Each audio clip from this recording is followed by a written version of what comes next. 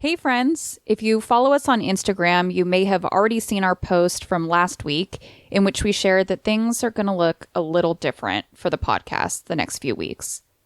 All good things, but we have approximately 1 million different things currently going on in both our personal and professional lives. Therefore, the episode release schedule will just be a little different the next few weeks.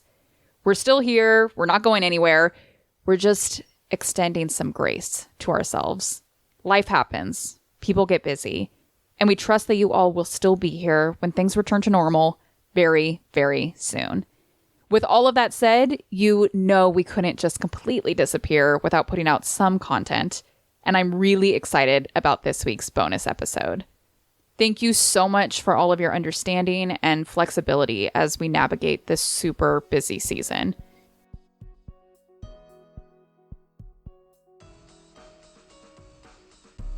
Hello, and welcome to another Hasty History episode. Bonus episodes that we are calling No Nonsense, Crash Course, Cram Session History Lessons. So there will be no cocktail segment, no ads, and no bloopers. This is just a quick download of some heavy history content. If you enjoy longer podcast episodes with lots of back and forth conversation over unique cocktails, we recommend checking out our regular #history episodes, which drop weekly on our regular feed. But as for now, let's get to this week's topic. This week, we are talking about the Great Emu War of 1932, which has been recommended to us to cover no less than a dozen times, which I take to mean that several of you are already familiar with this wild incident in history. But for those that are not familiar, the title of this war isn't a euphemism. It isn't a vague or ambiguous name. No, the title of this war is as self-explanatory as you can get, because the Great Emu War of 1932 was quite literally a war that Australia sieged on the local emus and lost. Australia literally declared a full-on war against a bunch of emus, and they lost. I think this quote from the major that would lead the eventual conquest against these emus really encapsulates what we're dealing with in today's episode. It reads, quote, "If we had a military division with the bullet-carrying capacity of these birds, it would face any army in the world. They can face machine guns with the invulnerability of tanks," unquote. So let's get right into it. We need to first dive into some background because the context for this event actually dates back almost 2 full decades before this event even began.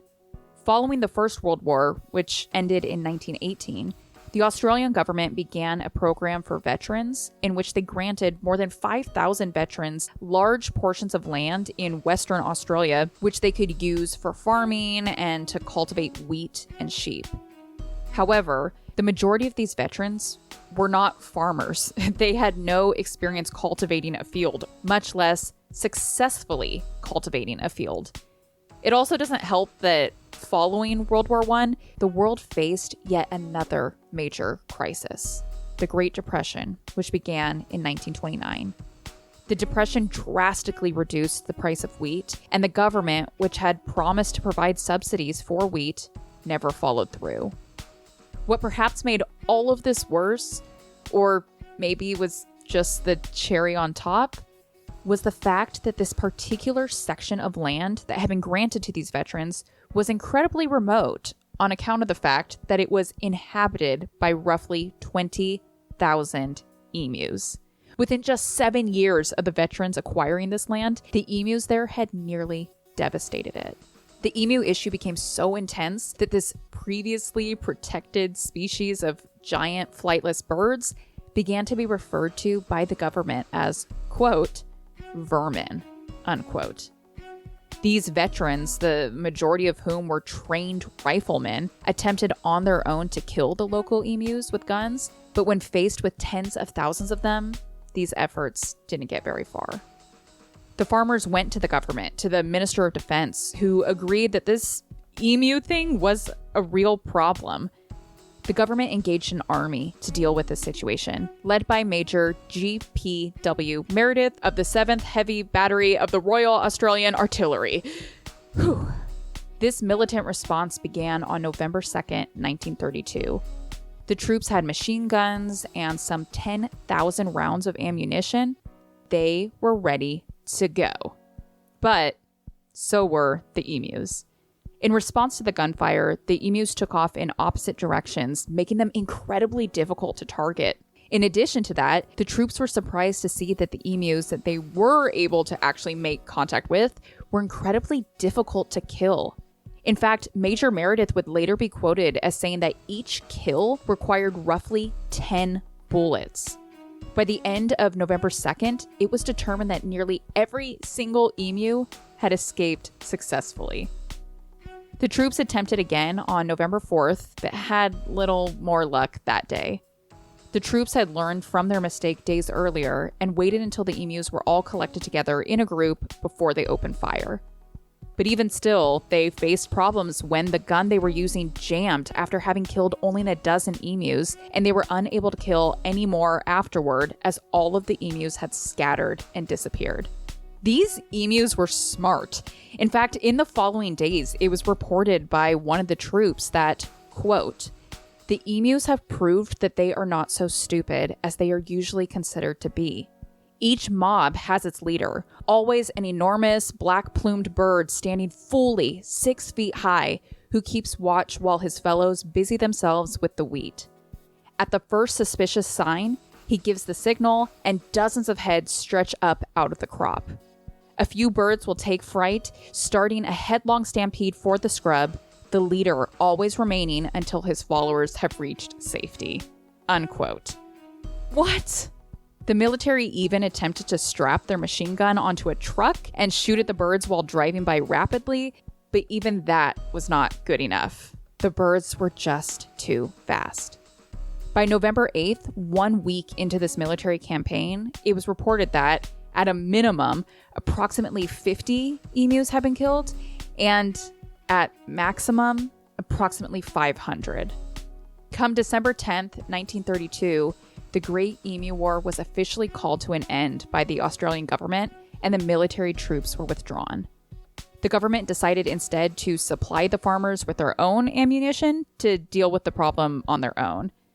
The only assistance the government continued to provide was by placing bounties on emus, which led to the claiming of 57,034 bounties over a 6-month period in 1934.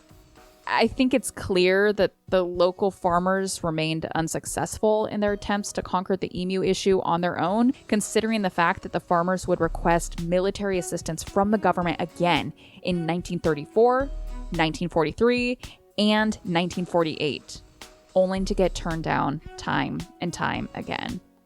Over the next few months, as word got out globally about the Great Emu War, it became an incredibly controversial topic. Wildlife activists called the campaign a, quote, extermination of the rare emu, unquote, and a, quote, attempt at the mass destruction of the birds, unquote. The emu would win again, not only in the Great Emu War of 1932, but in the decades following when, in 1999, under the Environment Protection and Biodiversity Conservation Act, emus were deemed once again a protected species. The emu population in Australia today is estimated to be around 600,000 to 700,000. And that there is the story of the Great Emu War and the time that human beings lost a military campaign to tens of thousands of giant birds. Thank you all, as always, for listening to another episode of Hasty History. Like I mentioned at the beginning, we encourage you to check out some of our full-length episodes of #History, which we drop weekly. If you have suggestions for more Hasty History topics, please send them our way at #history1865@gmail.com or on our website at #history-pod.com. We want to tailor these Hasty History episodes to you, so be sure to drop us a line on any topic you love or want to learn more about. Make sure also to follow us on Instagram at #history_podcast, where we post lots of extras, including behind the scenes of recordings, drink recipes, and so much more. Thank you so much. Stay safe out there, and we'll catch you next time.